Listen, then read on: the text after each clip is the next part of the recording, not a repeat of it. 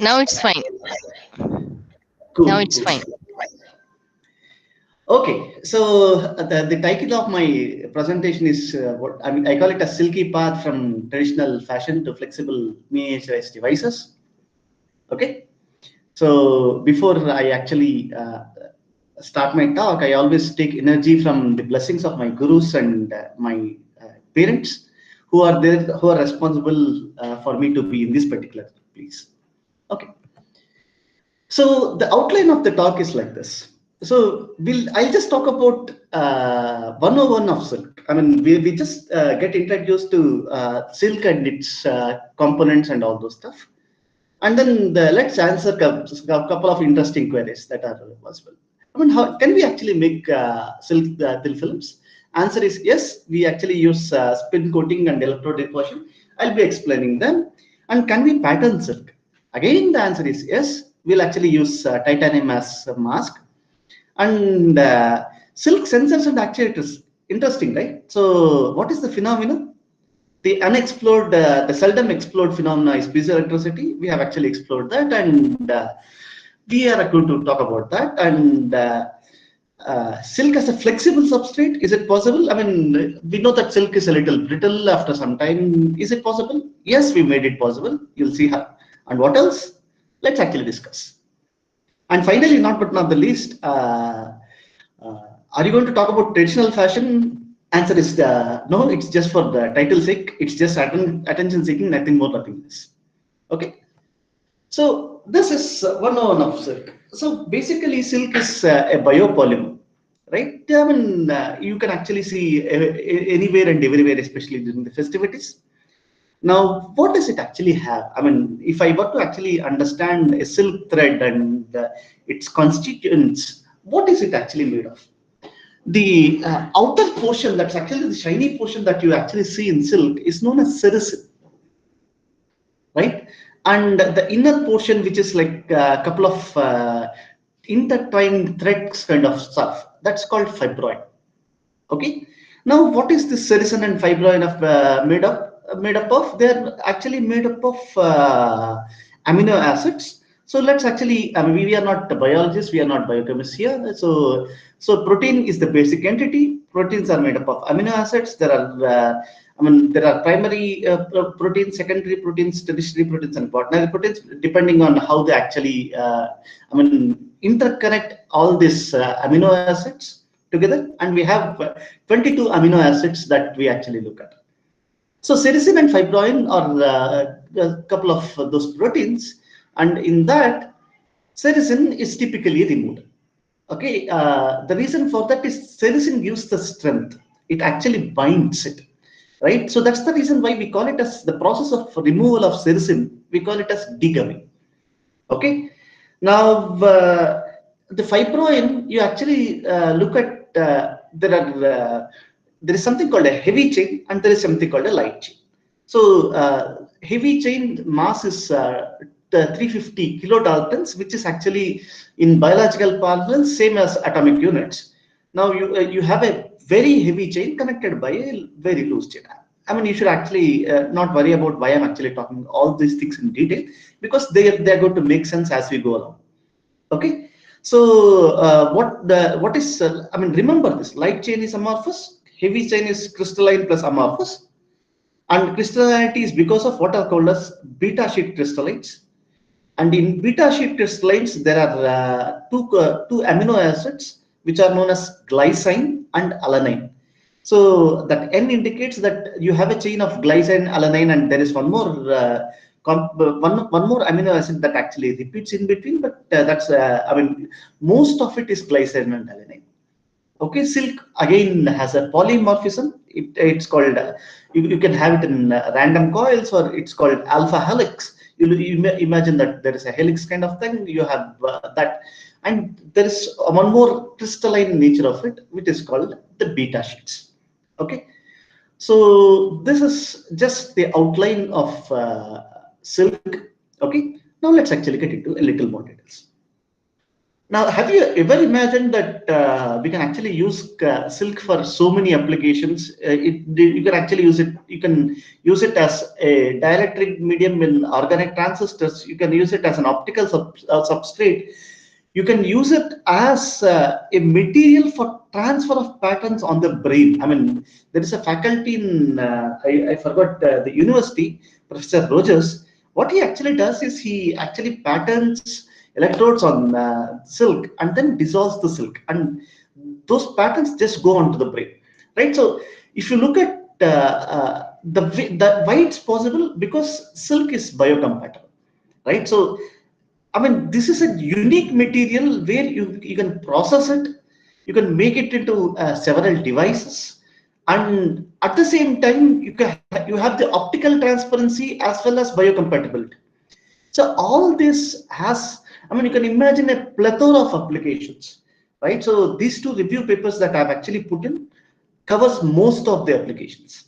Okay. Now, as I said, the first query: how do we form a film? So that's what we're going to discuss right now.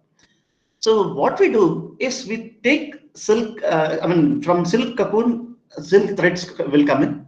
So we don't worry about that particular process. We just buy the silk threads. And the standard question that I actually get in all this presentation is, I mean, I say that this is something called Bombex Mori silk that we use. I mean, and after the entire presentation, I actually get the first question, and the first hand will actually ask, "Sir, did you actually check other silks that are other varieties of silk that are present in different parts of the country?" The answer is no. I mean, we have access to Bombex Mori silk, and that's being researched very well, and that's the reason why we are actually using that. Now, like any material, you have a solvent for it. You have to identify the solvent for it. So the traditional way of people dealing with this material is they actually look at lithium bromide as the solvent. Okay, the metallic salts have the capability to break the bonds and can dissolve silk. Not before we actually remove the sericin. And how are we actually removing the sericin? We remove just by boiling in soda. Okay, so just be careful the next time when you're actually putting your silk saree in soda. It might all you might see is the shininess is going off.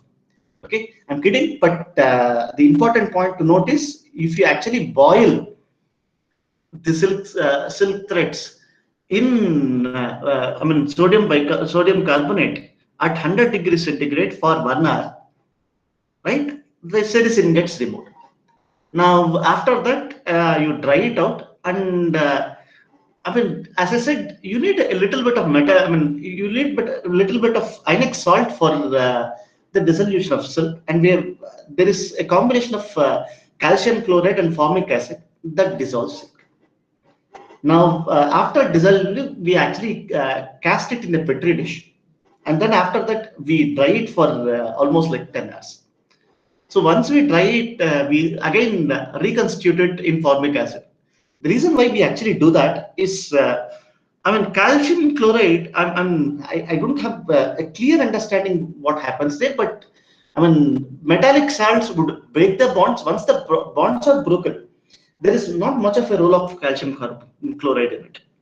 The problem with calcium chloride is that it is actually hygroscopic in nature.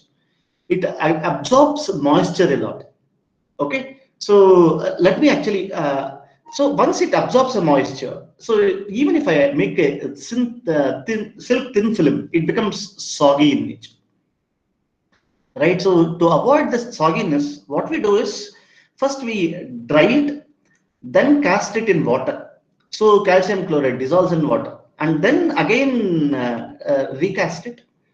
Then only put it in formic acid. Okay, you can actually vary the weight percentage, and we typically tend to work with 5 to 10% weight percentage of silk. Okay, not more than that. So that means to say that if I have a couple of threads, I can do almost like half a PhD, right? So that's what it is. Okay, I mean, because I'm on a presentation mode, I don't know whether there will be an interruption. So please, Actually, let me know if you're able to hear me. Right? I'll just keep asking this question every now and then. Yeah, please go ahead. Everything is going well. Great. Okay. So now, what do we actually do after we spin coat the film or we do it? We characterize it, correct? So it turns out that the film smoothness of the silk films is 2.43 nanometers, right? I mean, I'm not talking about microns. I'm not even talking about 24 nanometers. I'm actually talking about 2.43 nanometers. Extremely smooth films, right? Extremely smooth films and optically transparent, right? And as I said, I mean, we do this FTIR characterization and XRD. I mean, I call it as supporting information or the additional information that we need to have to publish a paper, right? These are all not the main content, but these are all the content that you need to have in paper so that I have actually spin coated silk. So how do I know that I have spin coated the silk? There is a peak at 1643. There is a peak at 1523. There is an XRD at 24.5, which actually tells me that this is a crystalline in nature. Otherwise, I wouldn't see this particular peak. All those things we can write, right? So now you also look at the spin speed versus the thickness. I mean, we can actually target almost like a micron film pretty easily with 5% solution, right? Okay, so this is what it is. With a simple spin coater and the same process of dissolution and making a homogeneous film. Okay. Now again, let's go back to the step one. Let's say we are actually doing research where I don't even have a spin coater. Can I actually work on silk? Right? The answer is yes. We can actually, do you have three electrodes in your laboratory and a potentiometer and a place where you can actually apply an voltage and measure current? You can deposit the film.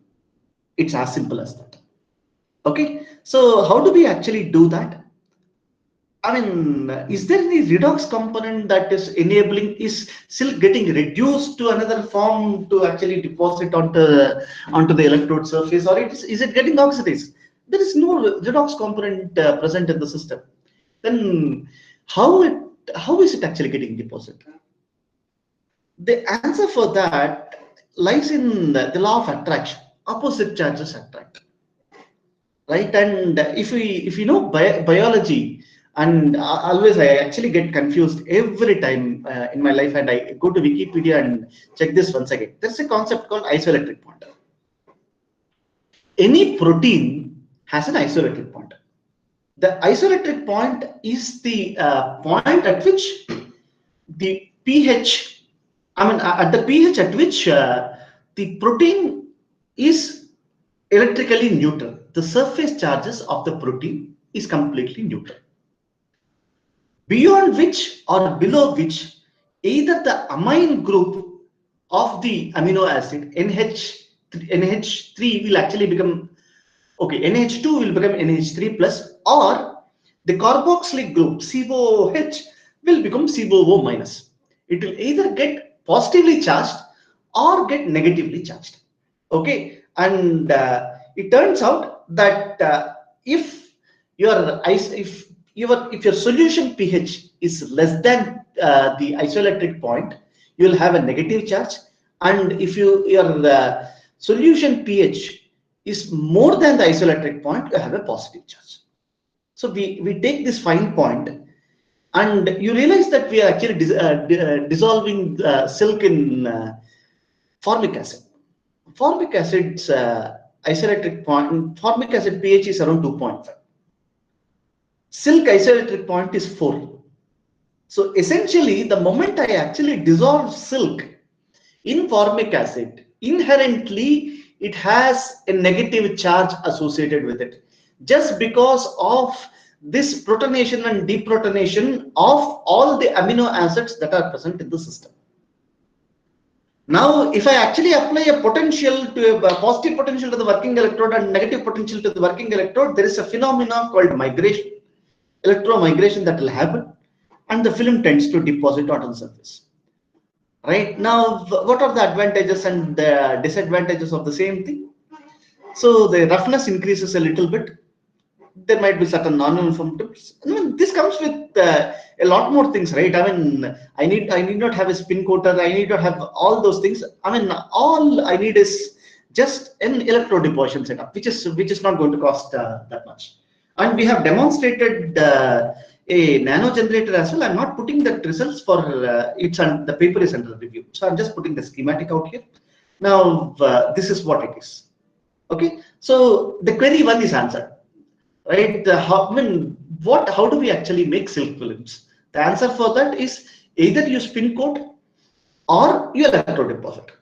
And how do what do we need to do before spin coating or before electrode deposition?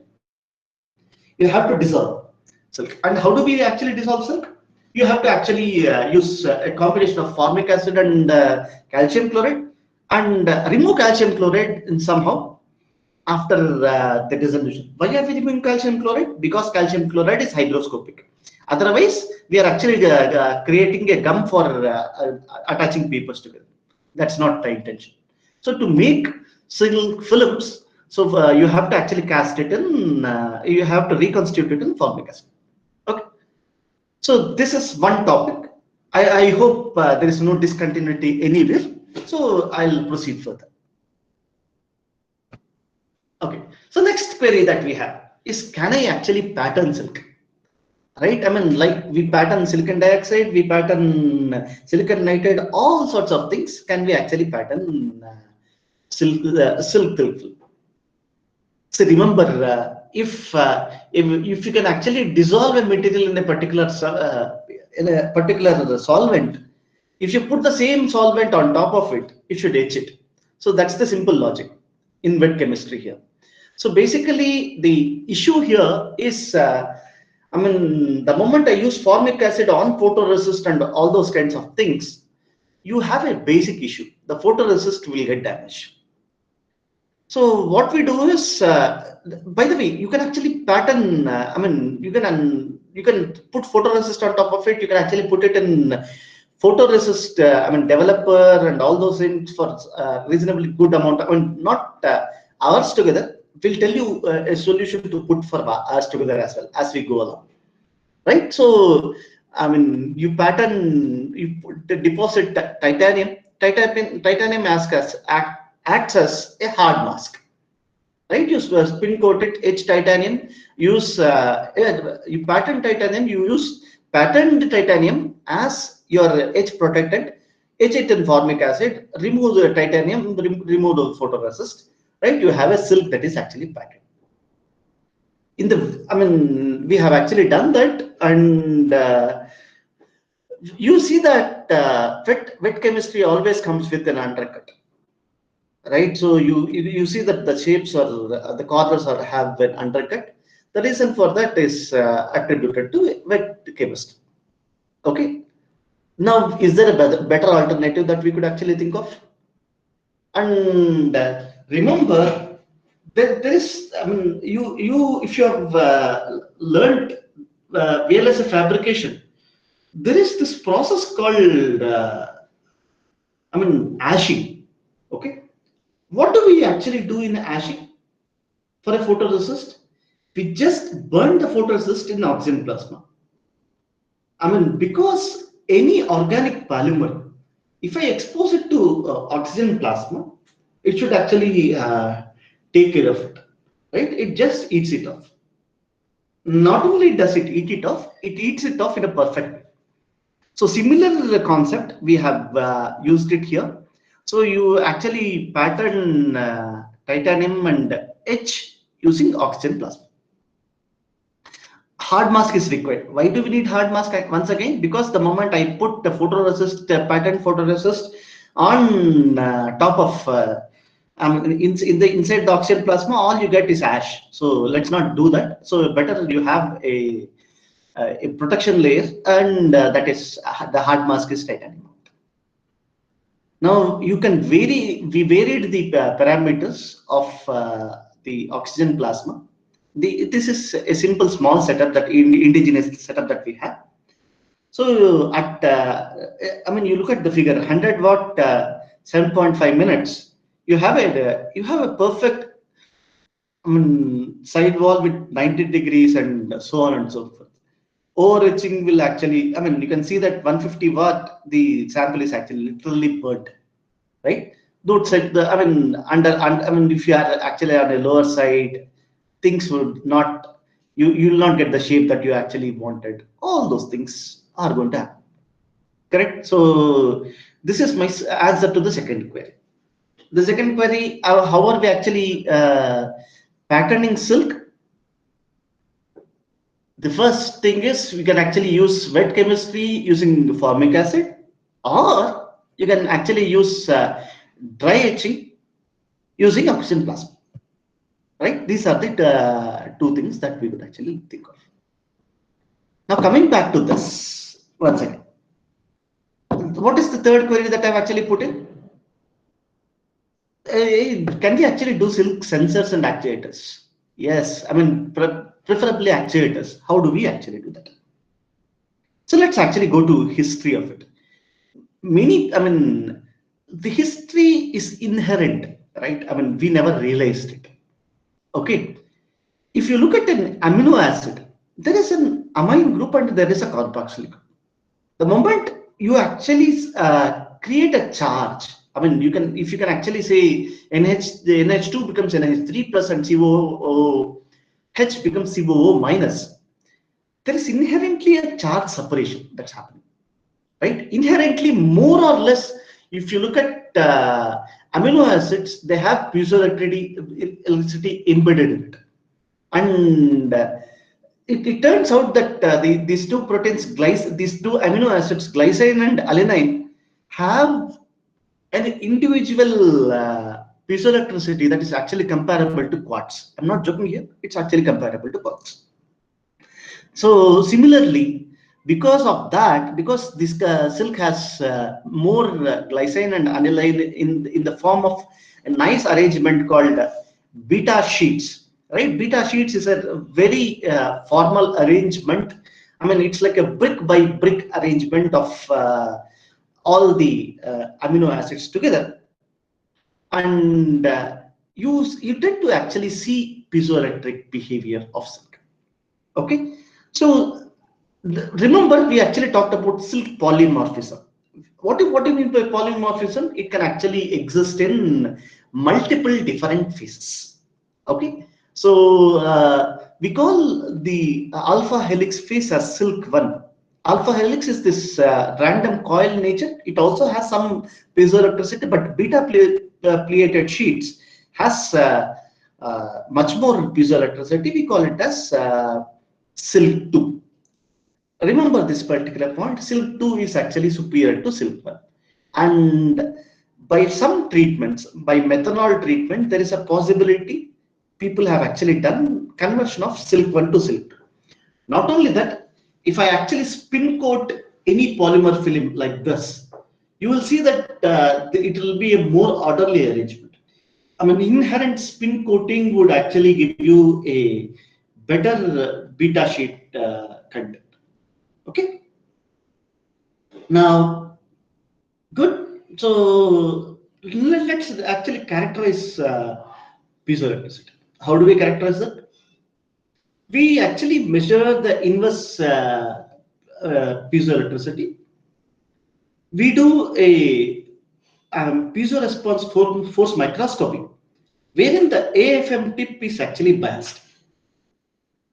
Now you are actually measuring the deflections, and you have this because of this polarization and depolarization, you have this butterfly curve and hysteresis loop that are characteristic behaviors of any piezoelectric medium that would appear.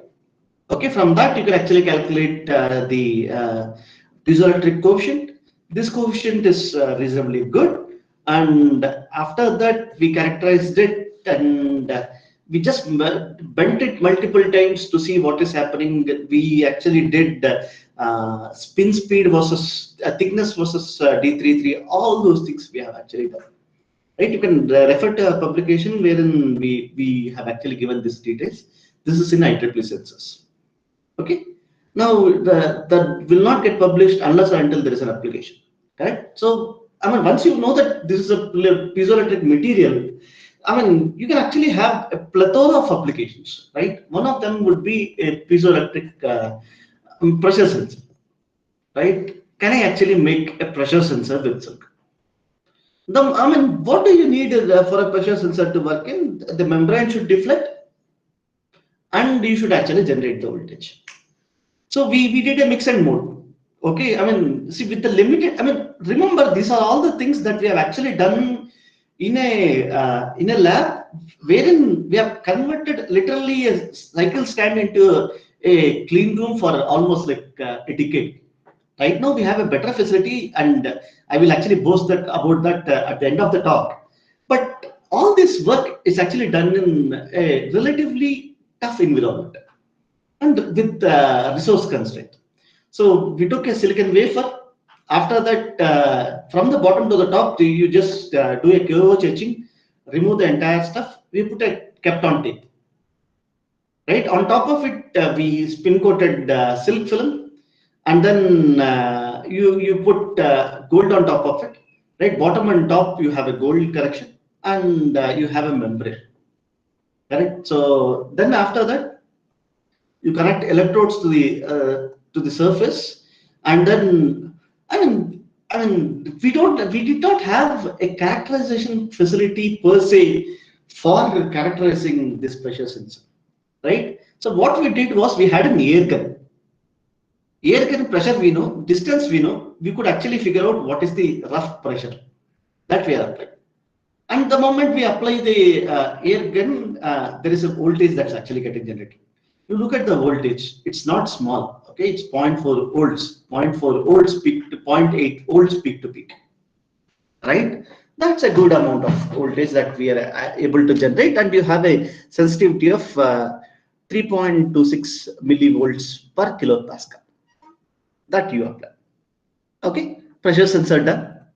Anything that is interesting? Yes, we can actually do yeah, a lot more work, right? So look at, I mean, the extremely brilliant talk by Professor Rudra Pratap. He actually talked about PMUDs and their applications. We have actually demonstrated PMUD with silk film. So what does a PMUD have? Again, a membrane, a top electrode and the bottom electrode, a film in between, right? A piezoelectric film in between.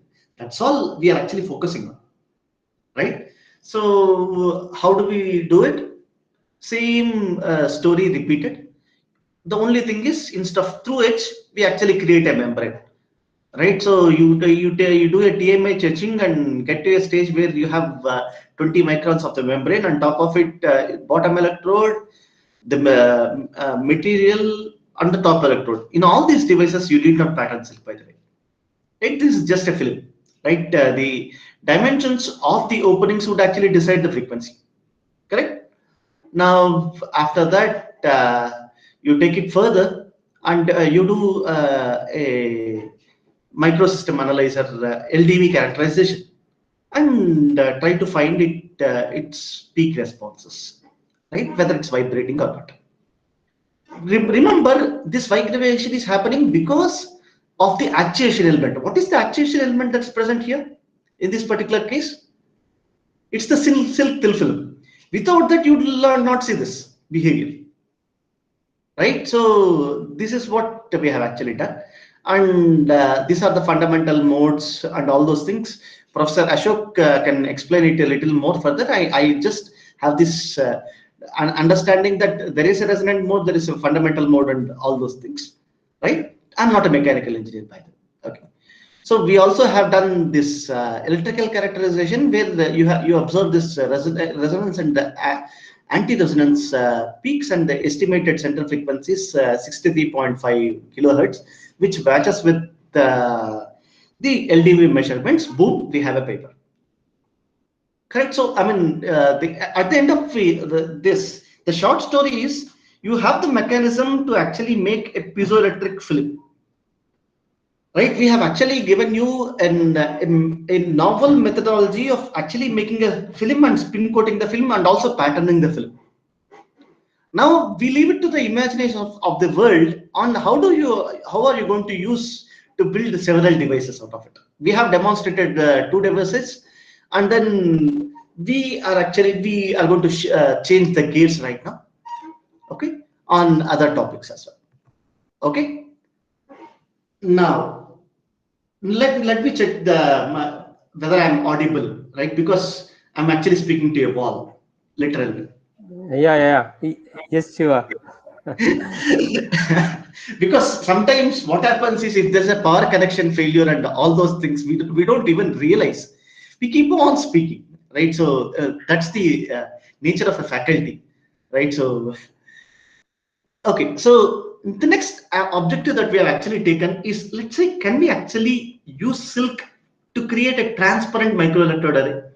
You know, microelectrode array has several applications, whether it is neural actuation, whether it is, you can actually grow cells, and at the same time, you can view them and actuate them. I mean, the moment you can actually combine optical transparency with flexibility and biocompatibility, right? So all these together would actually give you a plethora of applications, a lot of applications for usage. Correct? Now, how do we actually go about making 3D microelectrode arrays? Okay, so we chose replica molding. Correct. So how do we go about doing replica molding? So basically, the first thing is you take silicon, oxidize it, and then form V grooves using KOH etching, then spill coat silk fibroin. Then after that, you etch the silk fibroin in the V grooves, followed by a gold deposition. Then after that, remember, gold and titanium, not titanium and gold. It's the other way around. I'll just explain you why we have actually done that in a moment's time. Okay. Then after that, you got one more silk layer on top of it. Now after that, you release it. Put it in an ammonium hydroxide solution. You can release this, right? How is it actually getting released? We are using the fact that gold and silicon are not comparable without titanium. If you don't have an adhesion layer between the gold and silicon, they don't adhere to each other that well. Same is the case with silk. The moment we actually put in a little bit of NH4OH, it slightly etches silicon, right? It seeps in the gap in between, and you can actually, like a film, you can actually peel it off. Like an orange peel, you can just peel it off, right? So you can actually see that we have had you can see that optical images, perfect shape, optical images with gold coating and so on and so forth, right? Remember, this on top of it there is a silk, on bottom there is a silk. This layer is protected, only the tip is exposed with gold. So that's how we could actually pattern it. Now you see a lot of wriggles out there. We'll explain the reason in a moment's time. But this is what we could actually use. So you have actually sandwiched the interconnects, opened a 3D structure. On top of it, there is a gold, and now you can use it for any microelectrode array application, any actuation application per se. Okay. Now I'm going to the next topic. So as I said, we are what are we actually targeting? Flexible. We can. This is the title of the of any paper. Flexible, biocompatible, optically transparent, blah blah blah. This that silk composite, right? So why do we need that? It turns out the moment you have you dry the silk, right? It becomes a little brittle. Now, in the process of doing so, you see all these things because we have to actually keep it in NH4OH for quite some time, right? So is there any way that we could actually avoid? This is what we thought of, right? The answer for that lies in this particular problem. In a wet state, it's flexible and smooth. It has low chemical stability. In a dry state, it is extremely brittle, right? And it still has low chemical. By low chemical stability, if I expose it to various chemical agents and all those things for a longer duration of time, it would actually become brittle. I mean, it would actually start developing cracks. The optical transparency is maintained. Now, if I can actually, without compromising on the optical transparency, can manage the flexibility, biocompatibility, and also add chemical stability, nothing like it. Because the application would be, you can actually use it, insert in the brain and have measurements in the brain for quite some time. Because it's not going to get affected with the ambience. It's biocompatible, right? When I'm trying to make the microelectrode arrays, if I actually use a strong agent, right? If it's not affecting it, I can actually pattern. I can use it as a substrate. I mean, I can use it as a flexible substrate. Not only a normal substrate, it's a flexible substrate. Not only a flexible substrate, it's an optically transparent, flexible, biocompatible substrate. Okay, so how do we go about doing that? So what we did, the identification of the problem is to understand the issue. Once it actually dries out, you don't have the retention capacity of the water molecules. That would actually reduce the strength, right? All the other properties, the elongations and all those things. If you look at it, the elongation percentage is 77.7% in the wet state. That means to say that just after you form the film, if you have not dried it completely, or you just deposit in, put it in water and take it out and just given an air blow to it, right? At that particular point of time, it will be 77.7%. Right, and the dried state, it's 10.3%, right? It's like a paper. You pull it out, it's going off. Now we added polymers. We added and create a composite. Just to ensure that, I mean, we selected a couple of them, and among them we figured out that polyvinyl alcohol has the water retention capacity. And even in the dry state, when I say dry state, it is completely, the film is completely dry. Okay, you can actually put it at something like 70 to 80 degrees, bake it, nothing will happen, right? Not beyond, I mean, anything less than 100 should be fine.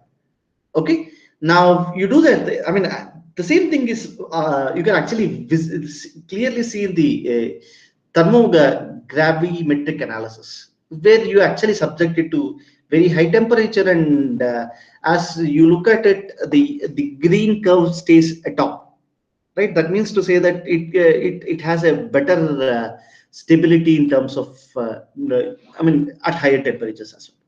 So the smaller conclusion here is silk PVA is the best. Okay, I mean, just by saying it, people should not believe it, right?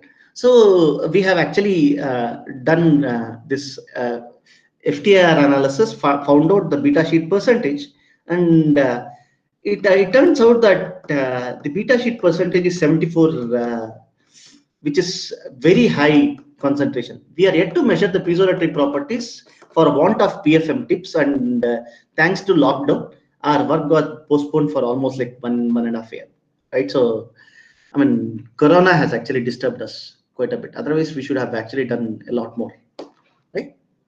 Okay. So you look at the transparency, it is 97-98% transparent, right? So compared to silk, it is just 1 or 2% lagging behind. I mean, and at a normal optical range, it is, I mean, at 550 nanometers, like normal optical wavelength, it's extremely transparent, right? So going ahead, we did, I mean, chemical treatments for quite some time, and it's like you dip the film, forget about it, next day come in and take it out. and look at the microscope. So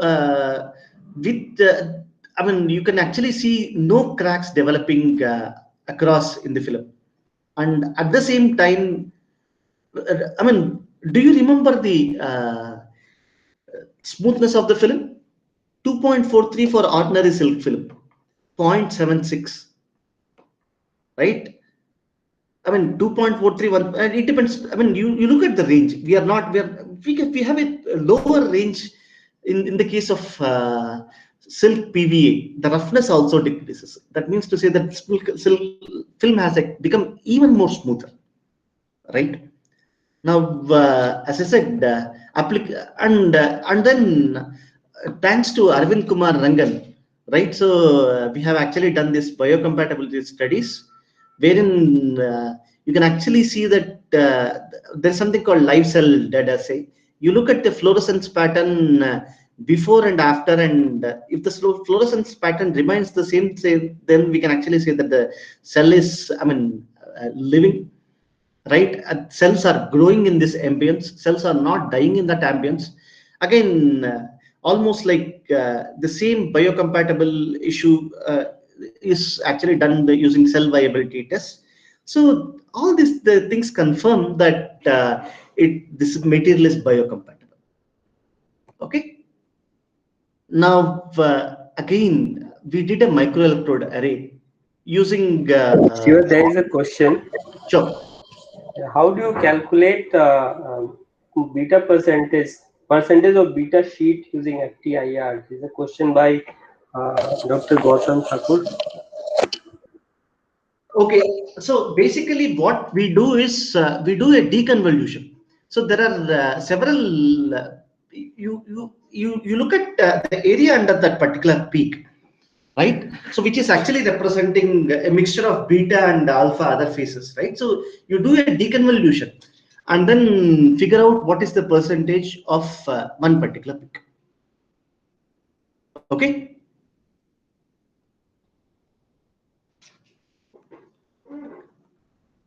Hello, shall I proceed? Hello. Am I audible? Sorry, Yes, please. Yes. Right. So we have actually, I mean, the figure on the right hand side is a 32 channel microelectrode array. The dimension of the electrode is 25 by 25 microns. The interconnect width is 5 microns, right? We have actually used laser writer to pattern this. I mean, laser writer takes quite a bit of time for us to completely pattern and do this analysis a little more. Correct. Now you can actually see we've bent the film and it's actually rolled on the pen. You can read the barcode pretty easily, and the microelectrode arrays are on top of that. So that's what we could actually achieve, right? So then I mean, I'm actually coming to here there is a question from Dr. Thirmal. Can you please ask Dr. Thirmal? Hello, sir. Can you hear me, sir? Yeah, please. Sir, actually, generally, piezoelectricity is related to the non-central symmetric crystal structures. Correct. So, what is the non-central symmetry in this silk, sir? Did you confirm that? Because theory says that non-centric symmetry, there are only few crystal systems will show the piezoelectricity in the nature. Correct. Well, from what I understand, this beta sheets are non-central symmetric. Okay. That's what, sir. What is the crystal structure? Do you have any idea about that? See, I mean, you should actually look at. I mean, you should not actually look at in terms of the regular piezoelectric. This is a piezoelectric polymer. Yes, sir. Yes, right? Sir. Now, look at it this way. I mean, what is piezoelectricity per se? Oh, because no, sir. There are some materials which shows actuation and sensing, even piezoelectricity. I'll give you example like Nephon. Nephon is not a piezoelectric, but it will show the actuation. This is called ionic polymer metal composites and so on. Correct. they will use. So that's what I Correct. got doubt whether it's really Correct. No, no, piezoelectric no, or no, no. Let actuation. me actually see that you in piezoelectric materials you should have a dipole separation. That's the major point, right? So the moment you are actually stressing it out, there should be charge separation, and that's actually causing the voltage. Am I right or wrong? Yes, sir. Actually, charge separation will be there even non-piezoelectricity also, non-piezoelectric materials also. Correct, correct, correct. But Because I mean, yeah, if you Maybe, want to maybe confirm if I piezoelectricity, can I just interrupt? Maybe yes, yes. detailed discussion we can do at the end. correct. Sure, Okay. sir. Sure, Yeah. sure, sir. Yeah. Thanks. Sure. Okay. Fine. So let me actually proceed further. So I have just a couple of more minutes to complete. Okay. So the other thing that we have actually done is we thought of making a strain sensor, right? The application is a little different. The application is to actually put on eye and see whether we can actually do a blink detection. So we created an interdigitated platform and coated silk fibril and took one connection on one end of the IDA and the other connection on the other end of the IDA. Interdigitated array. Correct? Now, it turns out that when we actually do this, when there is no silk film, you don't see the behavior. Correct. And when we actually have the film, you can clearly see the development of voltage that's actually coming in. Got it? So this is what we have actually, I mean, this is a name demonstration. We are actually proceeding further to get it into a better way of doing it. Okay. So let me go to the next slide. So that's all about what we have actually done thus far, and we are proceeding further. And all the instruments, I mean, all the instruments that we have right now are in the new facility that we are actually building up, which is like almost like a 4,000 square foot facility at IIT Hyderabad. People are welcome to utilize it. And again, unfortunately, because of lockdown, there are a couple of instruments that we have purchased or that are yet to get installed. So you name an instrument, we have at least one for your utilization. And not the least, so acknowledgements to Professor Shiv Govind Singh, my eternal collaborator, and Dr. Joseph and Dr. Santosh, who actually worked on these materials. And one is working in IIIT in Kerala, and the other one is actually trying for postdocs. Right, and Lisa Sarkar also worked on electrode deposition. Bhavani Prasad worked on these films. And as I said, there might be some couple of more people whom I must have missed because of my absent-mindedness. Okay, I acknowledge each and everybody. Thank you for your attention.